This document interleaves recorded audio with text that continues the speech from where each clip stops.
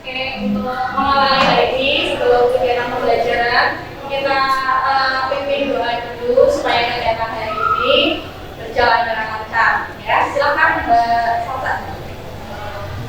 Duduk siap mulai. Selamat pagi Bu. Ya, untuk mengikuti kegiatan pembelajaran hari ini, alangkah lebih baiknya tadi ya disiapkan dengan doa, terus kalian juga harus lebih fokus untuk kepada tujuan pembelajaran supaya ada motivasinya untuk mengikuti kegiatan pembelajaran hari ini. Untuk selanjutnya Ibu cek kehadiran dulu ya.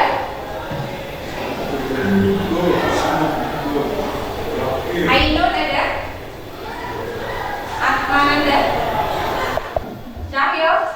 Bahasan untuk pertemuan kali ini seperti yang sudah disampaikan di pertemuan sebelumnya, kita akan membahas tentang standarisasi mutu produk ya.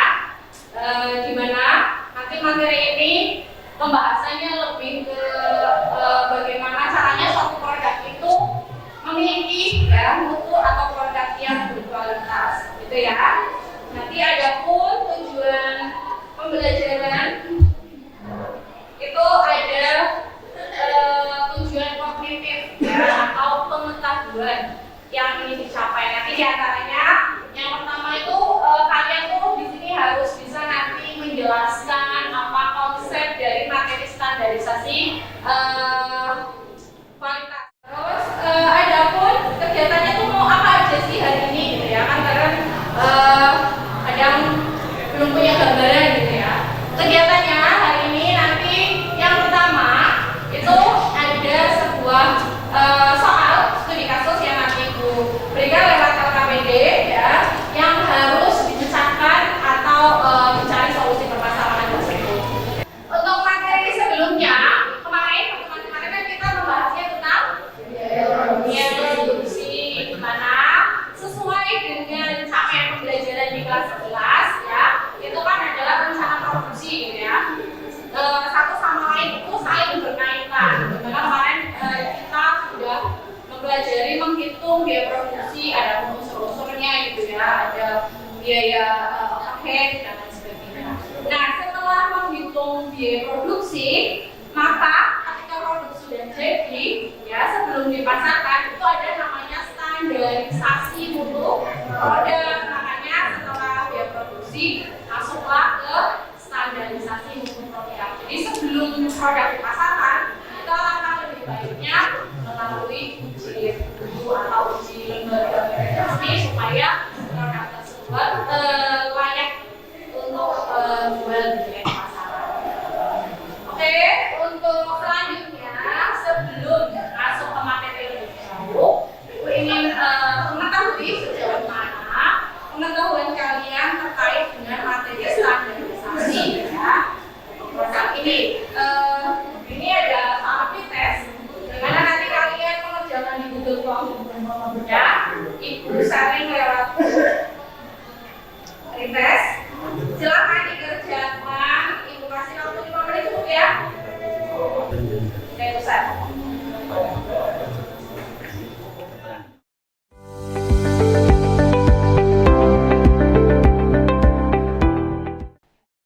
Kalau sudah selesai, kita lanjut ke tahap berikutnya.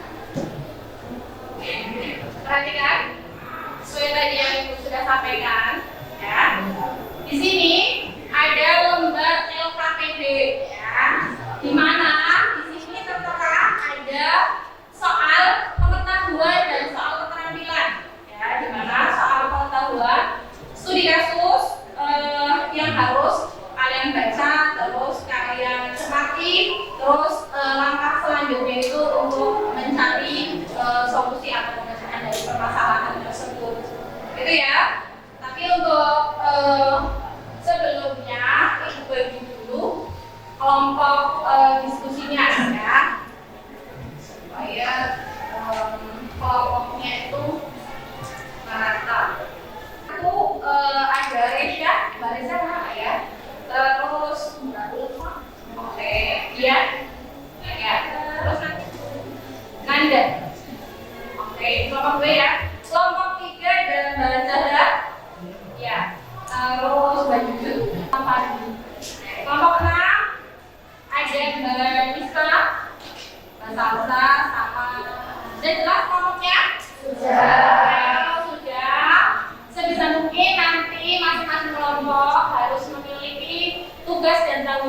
perannya masing-masing supaya di dalam diskusi nanti maksimal gitu ya, kegiatan diskusinya berjalan dengan lancar. Kalau sudah jelas, silahkan kalian boleh duduk berdasarkan kelompok yang tadi dibagi ya, diatur tempat duduknya supaya enak buat diskusi ya. Silahkan.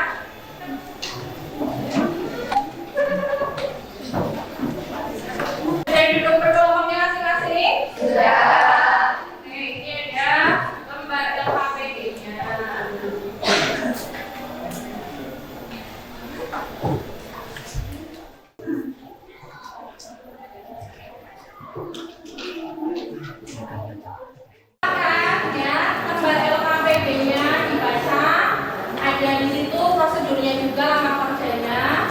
Barangkali kalian nanti masih mengalami kesulitan, boleh tanya sama beliau. Silakan di dalam kegiatan diskusi nanti bisa juga materinya lewat kelas, tapi kalian juga bisa menambahkan referensi materi sendiri, boleh link ya, atau mungkin tambahan pengetahuan kalian untuk menambah hasanah kalian. Gitu ya, jelas? Jelas kegiatan diskusi bukan cuma 15 menit cukup. Oke, kalau cukup silahkan join.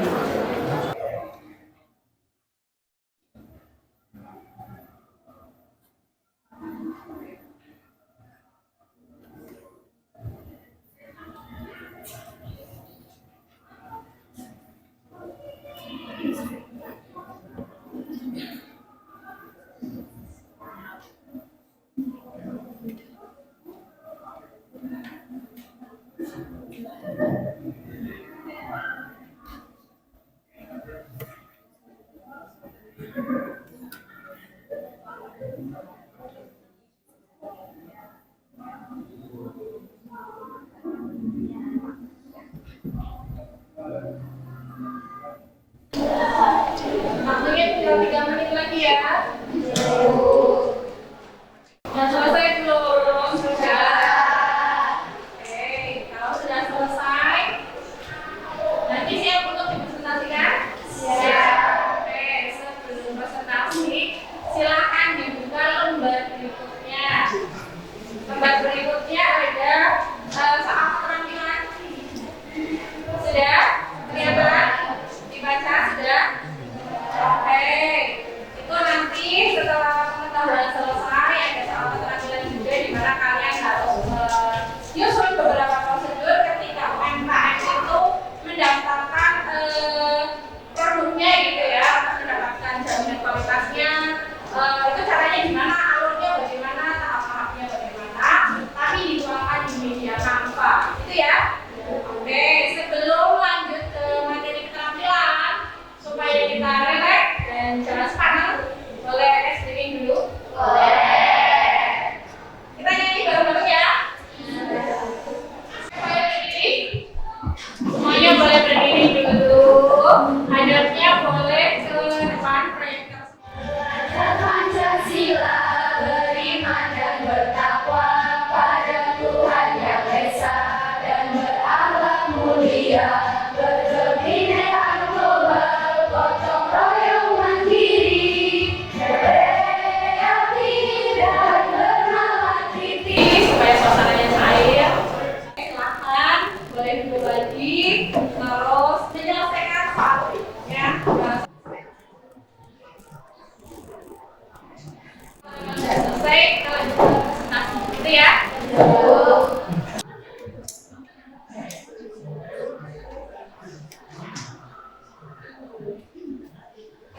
Tampaknya boleh dibuka. Ini biar tampaknya boleh dibuka, terus kreativitasnya kalian di situ berkembang. Ini cari dulu tentang tadi prosedurnya, terus baru dituliskan. Nanti kalau yang sudah selesai boleh dikirim ke grup.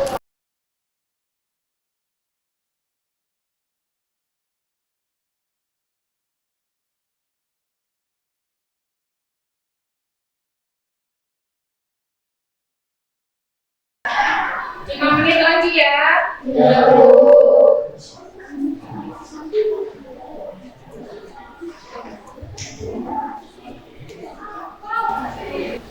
selesai?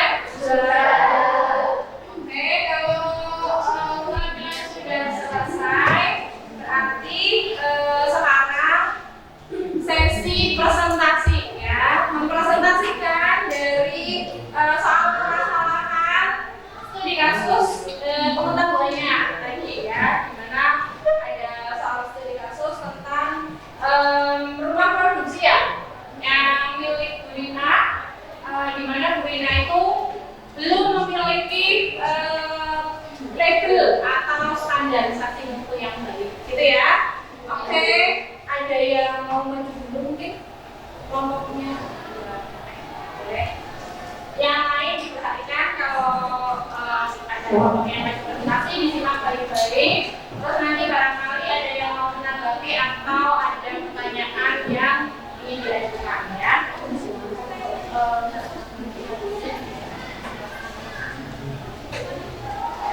Ya, silakan boleh.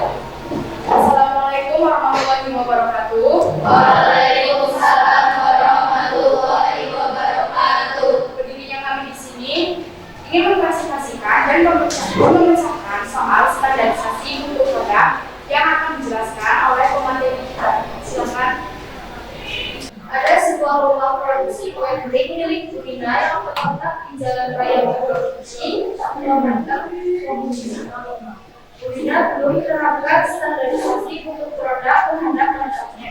Padahal produk kue kering Bu Rina laku sekali, terutama menjelang Hari Raya Idul Fitri. Akan tetapi, Bu Rina selalu mendapat komplain dari para konsumennya yang melakukan produk kita karena belum teruji secara legalitas. Maka dari itu, Bu Rina mengalami kebingungan bagaimana cara mengurus standarisasi untuk produknya. Lalu, langkah apa yang perlu dilakukan Bu Rina? Langkah yang perlu dilakukan Bu Rina yaitu Bu Rina harus paham dulu apa itu standarisasi mutu produk. Dan ada pula yang dimaksud standarisasi mutu produk yaitu upaya jaminan mutu untuk setiap produk yang sudah diuji. Yang kedua, Bu Rina harus tahu apa pentingnya standarisasi. Dan yang ketiga, produk Bu Rina harus melalui pengujian mutu produk agar produk Bu Rina mendapatkan legalitas standar atas mutu produk. Jadi saat ada jawabannya diberikan oleh pemateri, barangkali yang percaya, silakan.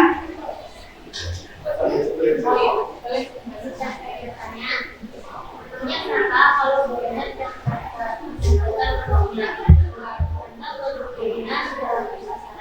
Terima kasih untuk pertanyaannya. Izinkan menjawab untuk menjawab pertanyaannya. Dan saya menjawabnya. Ya, memang betul. Produknya Bu Rina sudah laku di pasaran.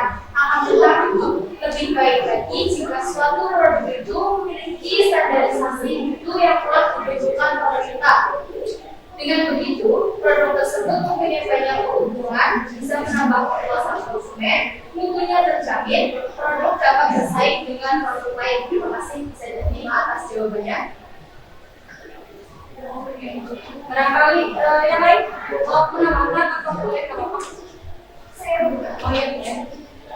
Ya, saya setuju. Memang sudah seharusnya Bu Rina itu daftarkan produknya ke lembaga yang menguji produk makanan agar produk Bu Rina terjamin kualitasnya diuji legalitasnya sehingga bisa menjadi value untuk produk itu bersaing di pasaran. Terima kasih atas sambutannya, sangat bermanfaat sekali.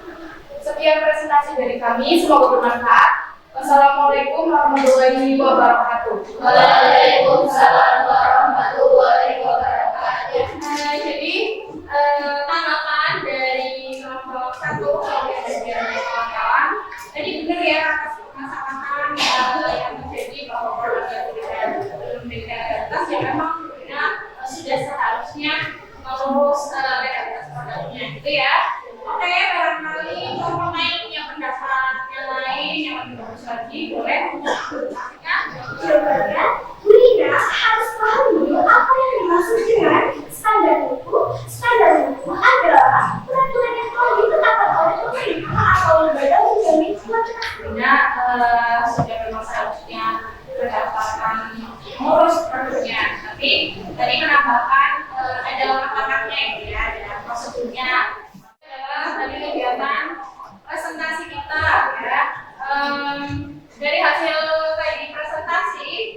dapat disimpulkan ya bahwa tadi dari kasusnya Brina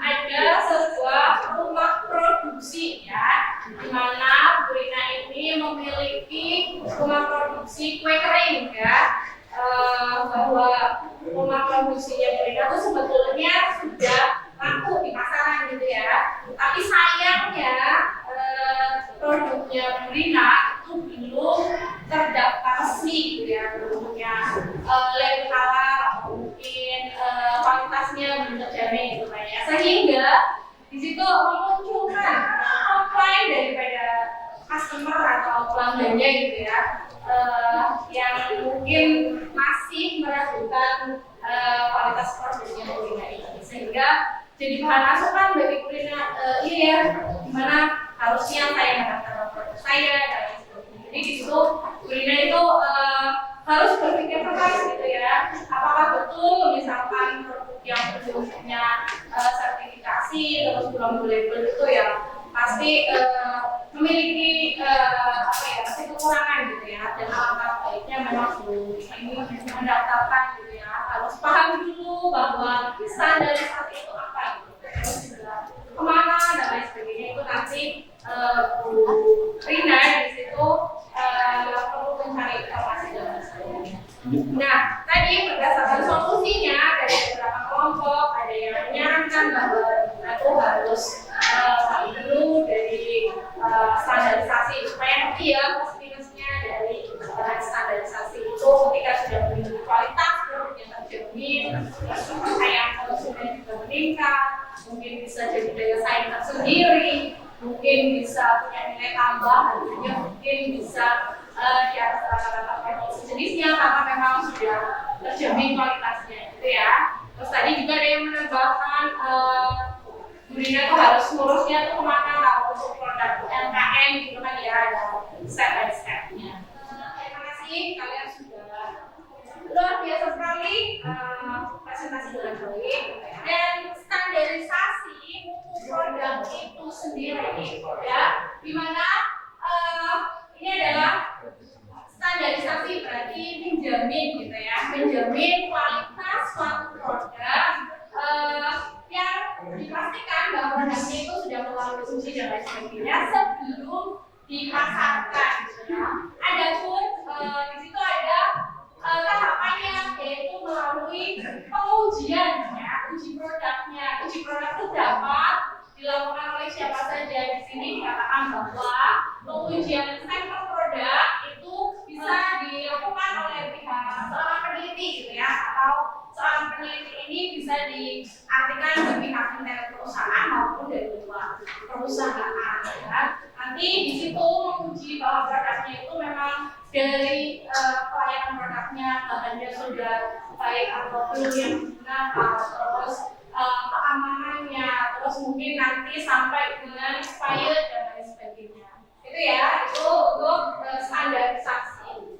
Sedangkan apa sih tujuannya melakukan standarisasi ini gitu ya? Penting nggak sih melakukan standarisasi?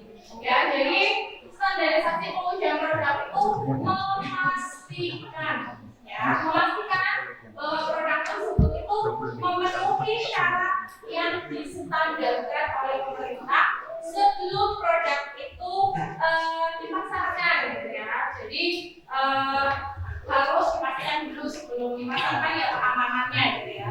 Yang kedua ada memastikan produk itu sudah berjalan sesuai standarnya. Jadi ketika sudah diujikan nanti produk tersebut memang sudah sesuai dengan standarnya gitu ya. Yang ketiga ada sebagai dasar legalitas. Kalau kita udah punya standarisasi, otomatis produk kita itu udah punya legalitas secara hukum gitu ya. Maksudnya ada nomornya, terus ada ketentuan hukum dan lain sebagainya. Terus di sana ada yang keempat sebagai sarana perbandingan dengan produk lain ya. Jadi kalau produk lainnya satu jenis gitu ya, kita punya daya saing gitu. Terakhir di situ membantu memecahkan permasalahan yang terkait dengan kendala produk ya. Misalkan dengan adanya pengujian produk ini ternyata si produk ini belum dana, pelayanan, dan lain sebagainya. Nah, di pengujian ini nanti dapat terbantu teratasi gitu ya, dan apa saja yang muncul. Selain tujuan, di sini ada manfaat. Oke, apa sih manfaatnya menguji produk? Ya, ada beberapa manfaat untuk kita sebagai produsen atau si pemilik produk, gitu ya. Yang pertama, itu ada meningkatkan kepercayaan dan kepuasan pelanggan. Otomatis ya dengan sendirinya. Kalau kalian misalkan ya beli produk ya, terus produknya kosongan ya, nggak ada label, nggak ada tanggal, nggak ada apa, kan jadi tanda tanya ya. Jadi produknya tuh meyakinkan nggak sih gitu kan ya. Jadi kita tuh sebagai konsumen kayak merasa ragu gitu kan. Nah ini makanya manfaatnya ya, pentingnya memiliki pengujian produk ya, itu dapat meningkatkan kepercayaan, yakin gitu ya, kalau dia ternyata dia ada beberapa ada ya. Terus yang kedua ada produk itu akan lebih unggul dibandingkan produk lain yang satu jenis. Yang jelas ya, kita punya value ketika kita sudah punya label gitu ya, udah yakin is certain gitu ya, memasarkan produknya di luar, ibaratnya tuh bukan produk abal-abal gitu kan ya. Kan sering kalau misalnya mereka speaker ya, contoh ya, itu banyak banget kan ya, itu kayaknya biasanya kan belum BPOM dan lain sebagainya gitu kan ya. Itu kan kita sebagai konsumen juga merasa apa ya, kayak khawatir gitu ya, ragu terus efek sampingnya tuh apa, jangan-jangan nanti bahannya digunakan dan lain sebagainya. Apalagi terutama produk makanan kan dimakan ya, itu otomatis harus punya legalitas yang jelas. Terus di situ yang ketiga ada untuk dapat mengukur dari kedaulatan produk ya, setelah manfaatnya itu berkaitan dengan itu. Terus yang keempat ada memberikan pedoman yang tepat terkait masalah harga. Dengan adanya label kita juga lebih pede gitu ya, memberikan harga untuk kualitas yang sebanding dengan produk kita. Gitu ya, kita sudah ada apa namanya labelnya dan lain sebagainya, kita jauh lebih yakin memberikan harga yang pantas untuk memang produknya berkualitas ya, dan juga ada tempatnya juga. Terus yang terakhir ada memberikan gambaran daya terima konsumen terhadap produk. Jadi kita tuh kayak semacam punya ini ya, maksudnya pasar-pasar tersendiri yang memang punya nilai plus atau value ketika produk ini sudah sertifikasi ya, teruji. Selain manfaat, ada apa lagi sih? Di situ ada visualisasi. Oke, ada berapa? Ada dua. Yang pertama, quality control internal. Yang kedua, quality control eksternal. Oke, yang dimaksud quality control internal itu berarti dari dalam ya. Dari dalam perusahaan itu punya tim tersendiri untuk apa namanya, mengecek ya, memastikan kualitas produk bisa dipasarkan. Jadi punya timnya sendiri di dalam perusahaan ya. Yang kedua ada quality control dari pihak eksternal, dari luar ya. Tapi di situ pengendalian itu dilakukan oleh pihak luar. Contohnya itu bisa dari pemerintah ya, terus bisa juga dari pihak swasta. Itu melalui lembaga-lembaga resmi gitu ya. Jadi misalkan kalau orang yang dari pemerintah, terus MUI ya, kawan dan sebagainya. Itu untuk jenis-jenis standarisasi yang bisa dilakukan oleh pihak internal dan eksternal. Terakhir, di sini kita harus tahu juga, kan bingung juga ya kalau terus kemana sih, gimana alurnya ya. Nah yang di sini ada prosedur atau langkah-langkahnya, gitu ya.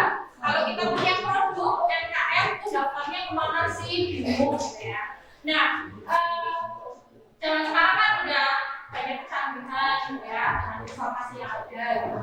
Kita bisa dengan cara browsing atau atau bisa dengan cara menghubungi ya ke lembaga yang terkait di daerah kita.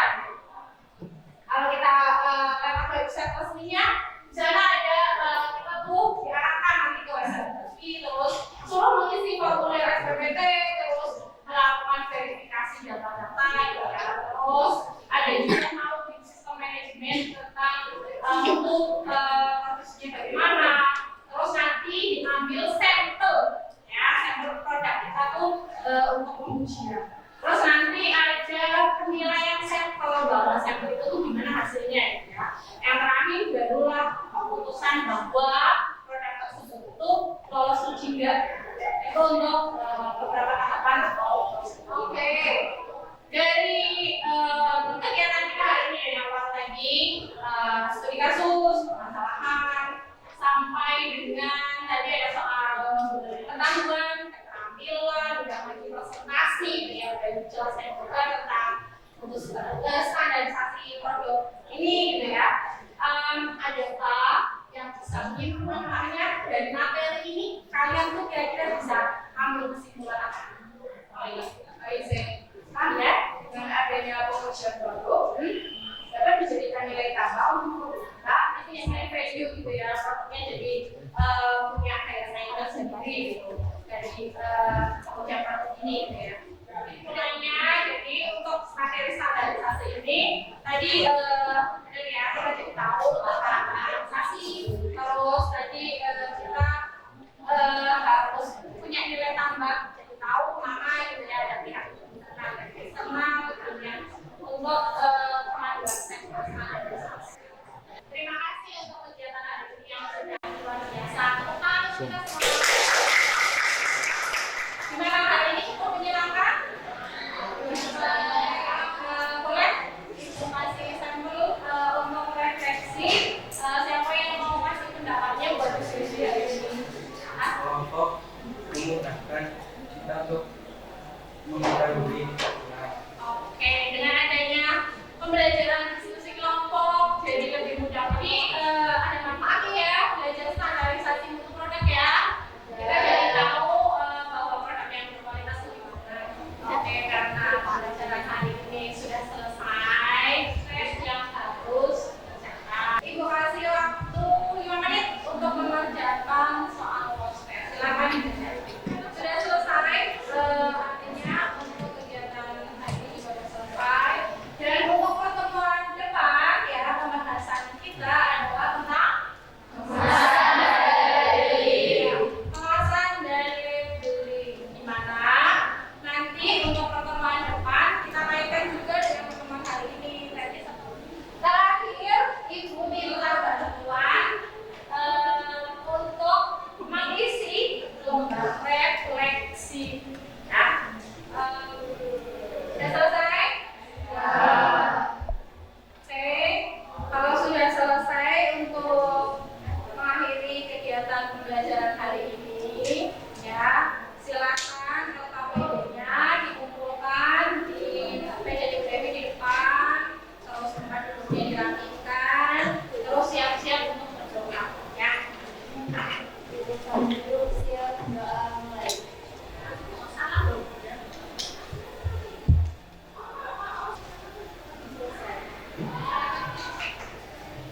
Oke, terima kasih untuk pembelajaran hari ini ya. Semoga bermanfaat ilmunya. Assalamualaikum